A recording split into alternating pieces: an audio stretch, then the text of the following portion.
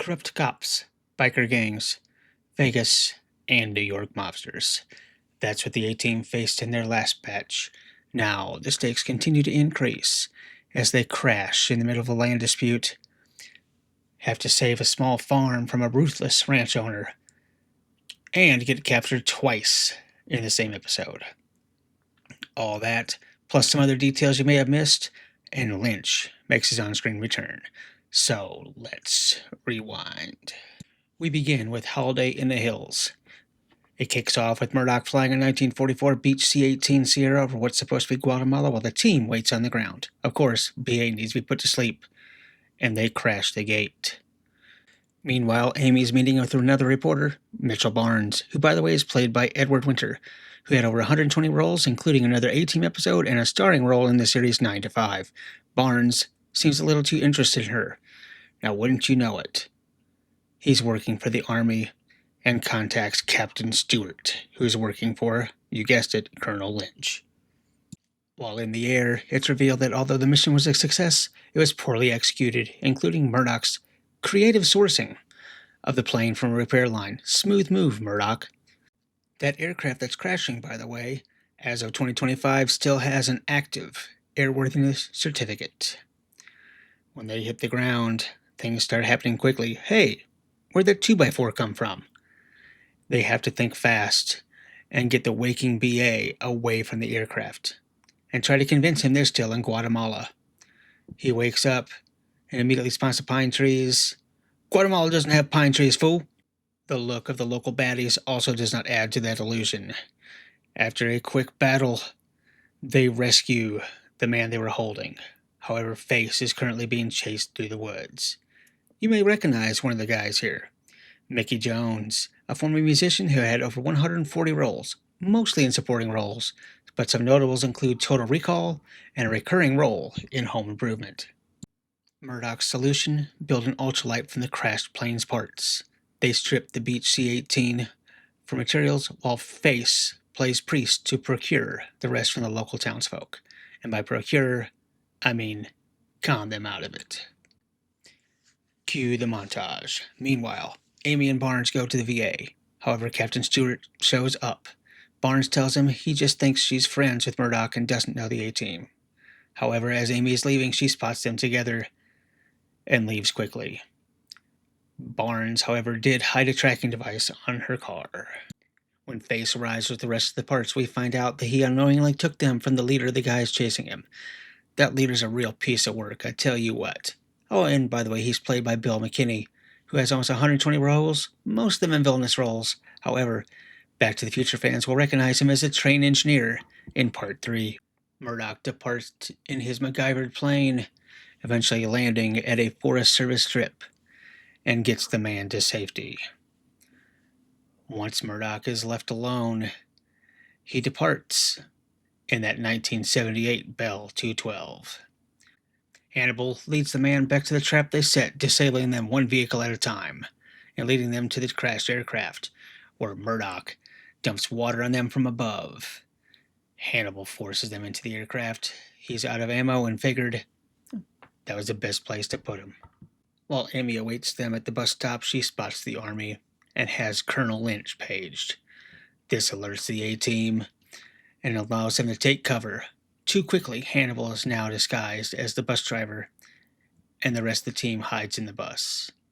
They escape capture once again. Fun fact, Amy's in this episode but never shares a scene with the team. She's running her own parallel mission. And notice, here's another episode where the van does not make an appearance. Now, after a few quick battles and some quick thinking, they get out of trouble once again. This one gets 8 vans.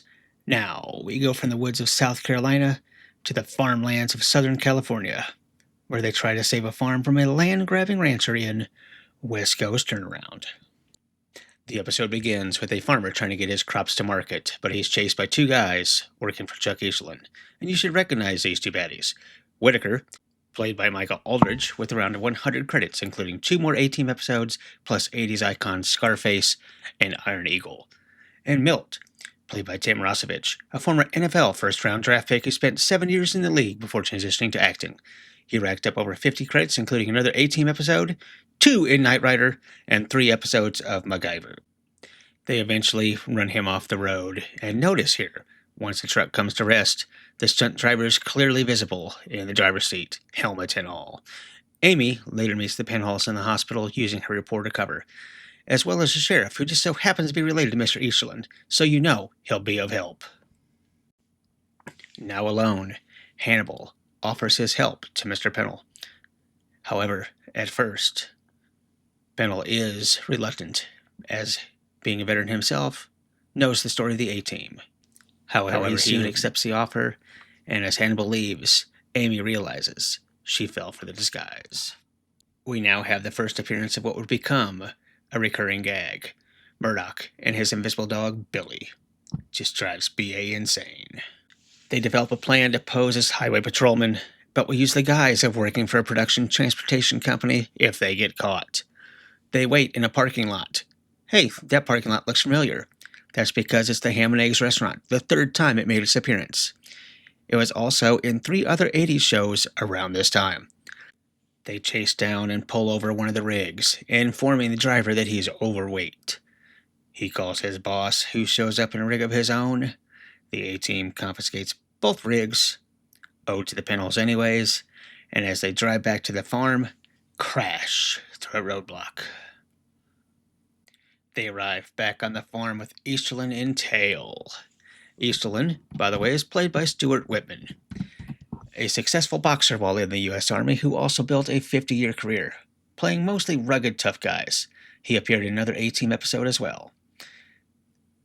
Him and his boys try threatening the A-Team. Here's a spoiler. It doesn't work. With the valley under surveillance, they realize they're going to have a hard time escaping it. They decide to modify Amy's brand new car, a Renault 5 Le Car, as well as one of the trucks. Amy, of course, is not happy about this. They load the melons in the truck and proceed off towards one of the roadblocks. Once Easterland is aware of which way they're heading, he pulls his guys off the other roadblock. The A-Team crashes through the roadblock of choice, and Easterland and his men give chase. They set up a smokescreen and disperse nails in the roadway to try to lose their pursuers. They do succeed, however. Easterland has Whitaker blow the road, thus destroying the truck and, unfortunately, wrecking Amy's car in the process. With the team now captured, they're taken back to Easterland's ranch. When Easterland decides to open the back of the truck, he realizes he's been had, as there's only a few cases of melons there. They must be on the other truck, heading the other direction. Realize Amy's car is leaking fuel. They use that to their advantage. They ignite the puddle, causing a huge explosion. This stage their escape. They go to the awaiting 1974 Bell 206B Jet Ranger 2. This particular helicopter flew until 2021, when it encountered a loss of control accident. Easterland eventually catches up with B.A. and the ladies. B.A. successfully disables one of the vehicles when the chopper, who Easterland originally thinks on his side, arrives to finish saving the day. They begin and successfully complete a bomb run with, you guessed it, watermelons. Nothing says A-Team like aerial fruit warfare. Now that they're back at the farm and celebrating another successful mission, Amy awaits the return of her car. However, when it arrives, she is shocked. I don't know about you, but I think that thing's got some frame damage. She is ready to take it out of Face's behind. This one had a little bit of everything. Flying stunts, driving stunts, explosions, and a lighthearted ending. However, the villain threat felt a bit generic compared to other episodes, but the watermelon bomb run itself was creative. Overall, I give this one 8 vans. So now, we move from the farms of California to the team being captured in 2 different countries. We rewind to one more time. We start with Hannibal on the set of one of his monster movies, this time working under the alias of Lynch. Yes, that Lynch, and in costume as a bag lady. Then the real Colonel Lynch arrives, played by William Lucking, making his first on-screen appearance since episode 1. Up until now, he's only been referenced. He's pointed in Hannibal's direction. Lynch knows Hannibal plays monsters, so that's one he goes after first. Hannibal rides off on a police bike to warn Face. He picks up Face, still in costume. A chase scene takes place. Meanwhile, BA's place is being staked out. If you look closely here, you can clearly see the stunt riders. BA and Hannibal nearly collide and are eventually captured by Lynch, who is now boasting, reading the news story, just as Briggs walks in with Mr. Perry from the State Department. Perry, played by Alan Fudge, who has over 170 roles, mostly as an authority figure or big shot. He also appeared in 2 additional A-Team episodes. With the base now shut down, Amy can't enter. She calls Murdoch to let him know the team has been captured. One of the orderlies is trying to help the patients decide what animal they want for the floor. Hey, that's Dennis Haysbert, in one of his earliest roles. His 150 credits include Pedro Serrano from Major League, President David Palmer from 24, and of course he's the Allstate guy. After freeing the animals, Murdoch escapes to a waiting bakery van, while Briggs and Perry offer the team a reprieve from arrest, but not pardon for their past doing. They're offered and reluctantly accept a mission to Borneo to rescue General Ludwig, who got captured while trying to rescue his daughter. Amy and Murdoch, meanwhile, try to sneak on the base using the baker van. However, BA has been put to sleep, and they leave the base. Murdoch close and tail. Now at a remote airstrip, the team is forced into a waiting 1939 DC-3, while Murdoch cons the use of and knocks out the pilot of another one.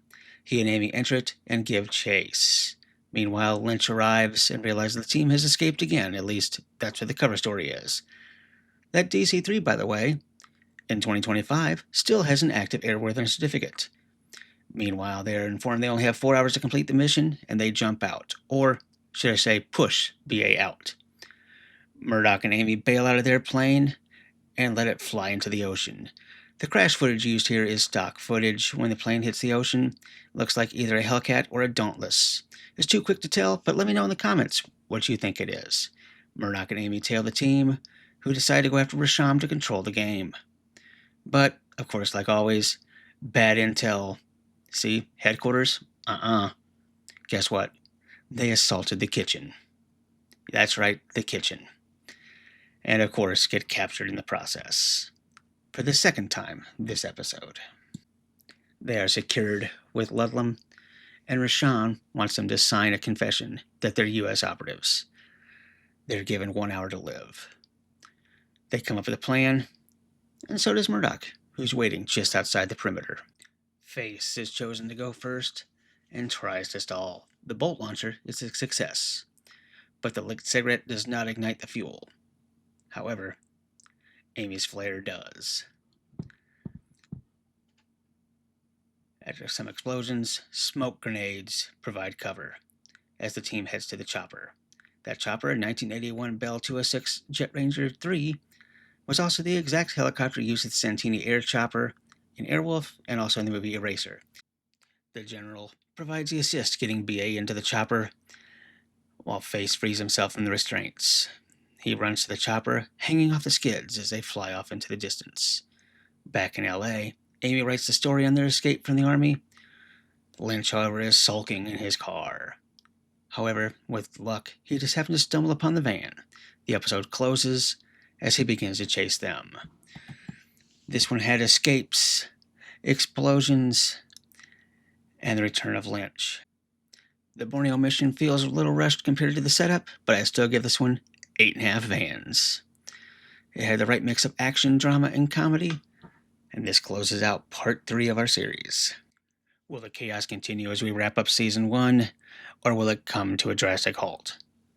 Join me next time we finish the season where they rescue a kidnapped heiress, they take the fight to the unfriendly skies, and try to attend a funeral without it becoming their own. So, hit that subscribe button if you don't want to miss it, and remember, be kind, rewind.